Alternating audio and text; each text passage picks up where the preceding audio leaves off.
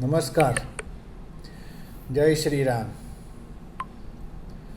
જે બાપ દીકરો બે જણા એક ધંધામાં હોય ને એના માટેની વાત કરું છું. આ મારી 47 વર્ષની જિંદગીનો પસ્તાવો મને અત્યારે થાય છે. હું અત્યારે કોઈ વસ્તુમાં એવું નથી એમ, પણ મને બધું યાદ આવે ને તો એવું થાય. હું નાનો હતો ત્યારે દુકાને બેસી ગયો મારા પપ્પા સાથે. પછી હું મારા પપ્પાની એક પણ વસ્તુ સાંભળવા તૈયાર નહીં, કંઈ જ નહીં. મારે મારા બાપનું સાંભળવું જ નથી. એક જ વાત મનમાં, એ કંઈ પણ કે હું એનાથી વિરુદ્ધ જ ચાલું. હું એમને કોઈ દિવસ સમજી નહીં શક્યો. પછી મેં દુકાને બેસવાનું બંધ કરી દીધું.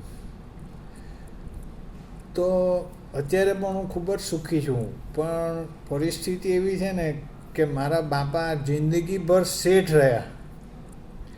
એણે કોઈ દિવસ કોઈના હાથ નીચે કામ નહીં કર્યું. ને એવું કહેતા કે લારીવાળો પણ હોય ને તો એ શેઠ જ ગણાય.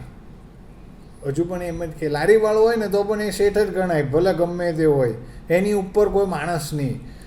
અને એક પેલું શ્રીમદ ભગવદ્ ગીતામાં કહેવામાં કશેક લખ્યું છે કે જે વ્યક્તિ એક વખત જે યોનિમાં જન્મ લઈ લે, ધારો કે માણસ અવતારમાં, તો માણસ જ બન્યા કરે. પશુ અવતાર તો કે પશુ જ બન્યા કરે. સાચું ખોટું ભગવાન જાણે, જે થાય તે. પણ એવી રીતે મને પણ એવું લાગે છે કે જે માણસ એક વખત શેઠ બની જાય ને તે આજીવન શેઠ જ રહે. કારણ કે શેઠની માનસિકતા જ અલગ લેવલની હોય. જે શેઠિયાઓ હોય ને એમાં હું બધા જ શેઠિયાઓને માર્ક કરી લીધા. શેઠિયાઓ જતું કરવાવાળા પણ બહુ હોય, ને જે નોકરી કરતા હોય ને તે નોકરી કરવાવાળાને હંમેશા એનું દિમાગ નોકર યાતો જ હોય. નોકરને કોઈ દિવસ શેઠ સારો લાગે જ નહીં. શેઠ આમ, શેઠ આમ, શેઠને આમ, શેઠને આમ.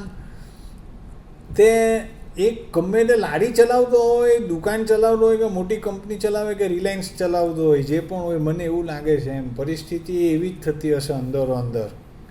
ને આ તો એક વસ્તુ મેં માની લીધી કે જે પોતાના બાપનું નહીં સાંભળે ને એને આખી દુનિયાનું સાંભળવું પડે. ને પછી એને ડગલે ને ડગલે યાદ આવે કે મારું વાળું મેં મારા બાપનું સાંભળી લીધું હતું તો બહુ સારું થતું એમ. ને મેં પણ મારા જીવનમાં જો મેં મારા પપ્પાનું સાંભળી લીધું હતું તો આજે પણ હું શેઠ તરીકે દુકાને, કાં તો હું પોતે દુકાન ખોલી હતી, હું પોતે જે કંઈક પણ કર્યું હતું તે. પણ ભગવાન આપણને જ્યાં લઈ જાય ત્યાં ને પસ્તાવો એ વાતનું થાય કે મેં મારા બાપનું નહીં સાંભળું. ને શેઠનું હંમેશા સાંભળવાનું. શેઠને કોઈ દિવસ ખરાબ ના કહેવાના, કારણ કે એ શેઠને જ ખબર હોય. જો શેઠને બધી ભાન પડી જાય, શેઠને જો શેઠ જતું કરતાં બંધ થઈ જાય ને જે દિવસે, તે દિવસે આપણે રોડે ચડી જઈએ. શેઠ એટલો દયાળુ સ્વભાવના માણસ હોય ને દરેક જણા, કે નોકર જે એની હાથ નીચે નોકર હોય ને તેની દરેક ભૂલો માફ કરતા જાય. કે કંઈ નહીં ભાઈ, હવે માણસ છે ને જવા દો નહીં, જે માણસ છે ને જવા દો નહીં એમ. એટલે તમે આપણને કોઈને એમ થતું હોય ને શેઠ આમ કરે, શેઠ આમ કરે, શેઠના માટે કોઈ દિવસ પણ એવું વિચારતા નહીં. ને જો તમે શેઠ માટે એવું વિચાર્યું કોઈ પણ દુનિયાના, એટલે તમે આ જીવન નોકર જ બનવાના. જ્યારે જોઉં ત્યારે નોકરી જ નોકરી. જે જન્મમાં આવો નોકર. હા, મતલબમાં ઈમાનદારી અને બેઈમાની કરીને તો એમાં ફરક એટલો પડે. કોઈક નોકર પેલા પ્યુન જેવા નોકર થઈ જાય, કોઈ મોટી પોસ્ટનો નોકર થાય, કોઈ મહિને 15,000નો નોકર થાય ને કોઈ રોજના 15,000નો નોકર થાય.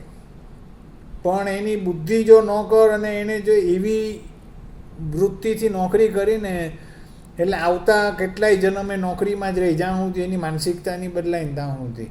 ને શેઠ હંમેશા શેઠ જ રહેશે.